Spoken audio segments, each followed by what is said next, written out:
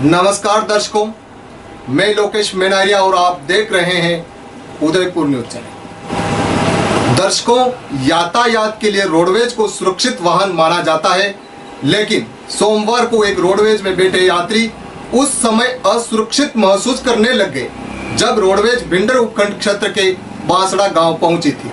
दर्शकों, स्क्रीन पर दिखाई दे रही यह फंसी हुई रोडवेज का दृश्य बांसड़ा पंचायत से मात्र कुछ ही दूरी का है, जहां जनता जल मिशन के तहत कार्य करने वाले ठेकेदार ने रोड के किनारे पाइपलाइन डालने के बाद खुदाई गई नाली को सही तरीके से नहीं भरा, जिस कारण वहां से गुजरती रोडवेज के पहिए उसमें धंस गए और रोडवेज पलटी खाती खाती बाल बाल बची। गनीमत रही कि रोडवेज की स्पीड तेज नहीं थी, वरना किसी बड़ी अनहोनी होने से भी इनकार नहीं किया जा सकता। आपको बता दें कि उदयपुर भिंडर मुख्य मार्ग पर करीब 20 दिन पूर्व जल जीवन मिशन के अंतर्गत पाइपलाइन डाली गई थी। भिंडर उपखंड के बांसड़ा गांव में यह पाइपलाइन उदयपुर भिंडर मुख्य सड़क के शोल्डर पर डाली गई थी, लेकिन पाइपलाइन डालने के बाद ना तो ठेकेदार ने उसे सही तरीके से भरा और ना ही उस पर रोलर घुमाया। लेकिन आश्चर्य की बात तो यह है कि ना तो किसी जनप्रतिनिधि ने इसे सही तरीके से भरने को कहा और न ही किसी विभागीय अधिकारी ने इस पर संज्ञान लिया।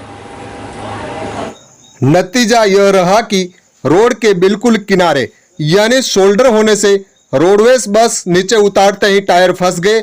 सूत्रों की माने तो एक व्यक्ति बाइक पर रोड के किनारे खड़ा था, सामने से मिनी बस आ रही थी, उसके टालने के चक्कर में गाड़ी को रोड से हल्की नीचे उतारते ही रोडवेज के टायर पूरी तरह जमीन के अंदर धंस गए और गाड़ी फंस गई। इसमें सवार यात्रियों को दूसरी रोडवेज में बिठाकर रवाना किया गया।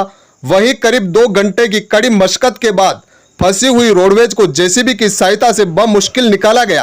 खैर, मुख्य सड़क के किनारे इस तरह पाइपलाइन डालने के बाद अगर उसे सही तरीके से नहीं भरा जाएगा और उसकी कुटाई नहीं की जाएगी तो यह सब तो होना ही था, क्योंकि सर्वविदित है कि जब रोड के किनारे शोल्डर को बनाया जाता है तो उस पर कई बार पानी का छिड़काव करने के साथ ही बार बार वाइब्रेटर के साथ रोलर घुमाया जाता है।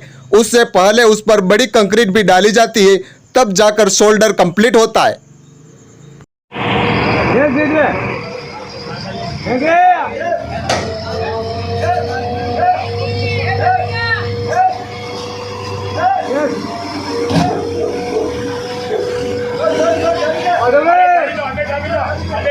आगे